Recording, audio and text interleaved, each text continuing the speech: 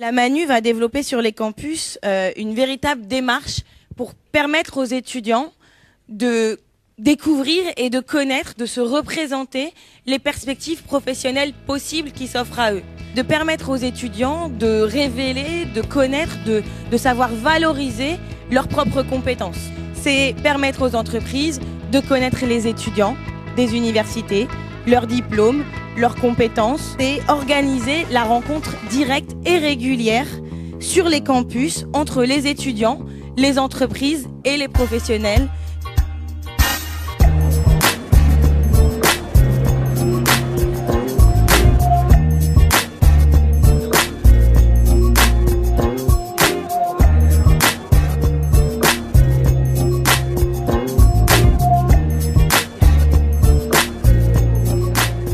Quand on y voit à peu près clair sur un certain nombre d'améliorations qu'on peut apporter, on peut se dire qu'on crée le petit lien, la petite entreprise, la petite machine, la petite structure, le petit hors-bord, le petit aiguillon qui va passer de la théorie ou de la revendication, sans forcément abandonner la théorie et la revendication, à un certain nombre d'actions concrètes dont on se demande comment elles peuvent avoir de l'impact et faire bouger les acteurs.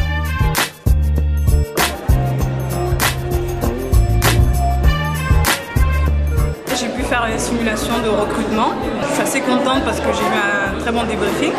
Après, la chance que j'ai eue, c'est que j'ai eu 2 personnes qui m'ont laissé leur contact. Donc je pense leur faire parvenir pour mon stage de fin d'études là.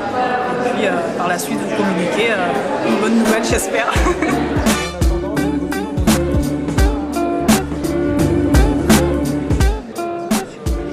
Permet un peu de voir aussi que le marché du travail tout simplement est humain, qu'on est à contact entre êtres humains et pas forcément entre ordinateurs, entre CV. Il y a l'occasion de créer un lien direct entre 2 personnes, puisque le recrutement c'est l'affaire de 2 personnes contrairement à ce qu'on pense. C'est pas une institution face à une institution. Aujourd'hui, il y a une possibilité de trouver un emploi qui nous correspond fortement, même si après ça passe forcément par des outils de se connaître soi-même, savoir quel interlocuteur à qui parler, mettre ses points important en avant et puis tout simplement réussir à avoir une carrière qui nous plaît. Voilà.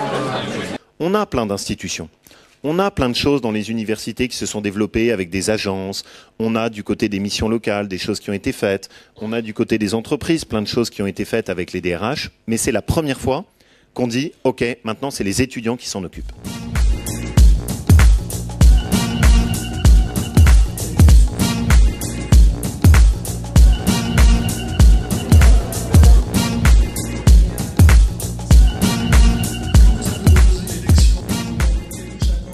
L'université, elle sait fournir des connaissances, ça c'est clair, tout le monde est d'accord là-dessus.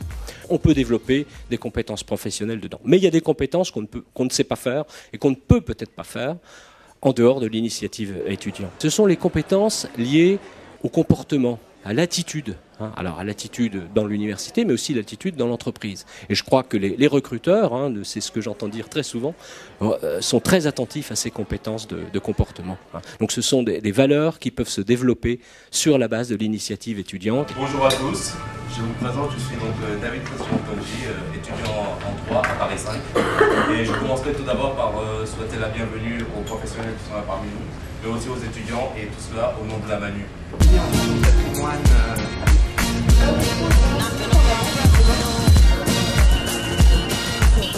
La Manu organise des conférences pour que des professionnels répondent aux étudiants sans langue de bois, donc ça c'est important.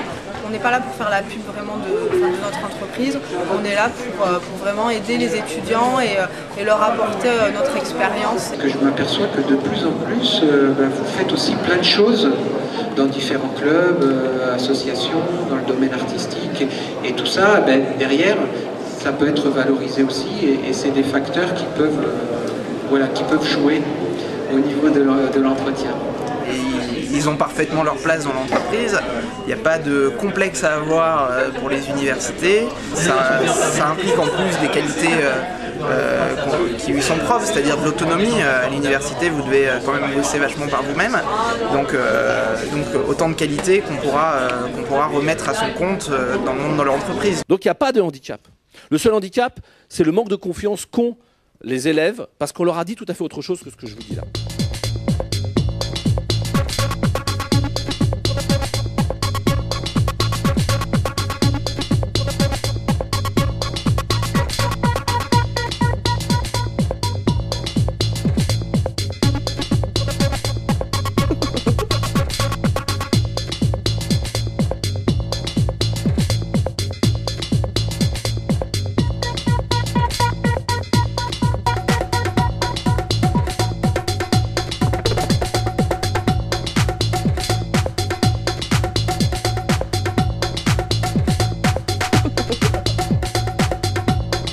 Péter les murs de verre, c'est péter les barrières et arrêter de stigmatiser les étudiants. Péter les murs de verre, moi je vois ça le bocal de la fac, on est un peu enfermé dans la bulle de connaissances théoriques.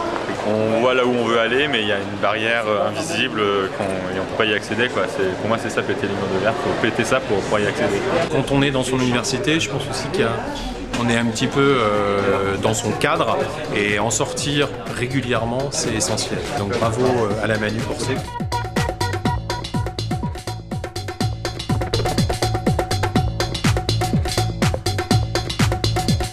Le sujet est large parce qu'il y a encore énormément d'actions à mettre en place, à réfléchir, à faire évoluer aussi en termes de mentalité dans l'entreprise.